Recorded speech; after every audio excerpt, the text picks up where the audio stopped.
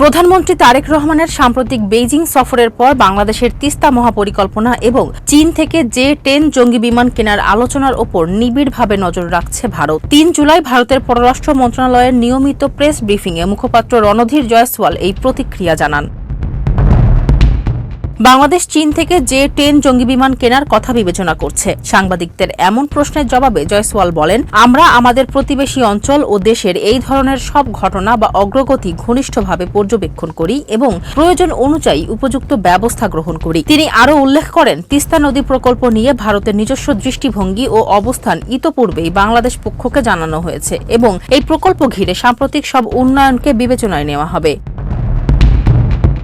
বেইজিংয়ের পক্ষ থেকে তিস্তা নদী ব্যাপক ব্যবস্থাপনা ও পুনরুদ্ধার প্রকল্প বা TCRMP-তে ঢাকাকে দেওয়া কারিগরি সহযোগিতার আশ্বাস ভারতের জন্য কৌশলগত উদ্বেগের কারণ হয়ে দাঁড়িয়েছে। বিশেষ করে নদীটি ভারতের অত্যন্ত সংবেদনশীল শিলিগুড়ি করিডর বা চিকেন স্নেকের খুব কাছাকাছি অবস্থিত। এদিকে চীন থেকে বাংলাদেশের জে-10C যুদ্ধ বিমান কেনার আলোচনার বিষয়ে ঢাকায় নিযুক্ত চীনা রাষ্ট্রদূত ইয়াও ওয়েন সরাসরি মন্তব্য না করলেও দুই দেশের মধ্যে প্রতিরক্ষা ও প্রশিক্ষণ সহযোগিতা গভীর করার বিষয়টি নিশ্চিত করেছেন।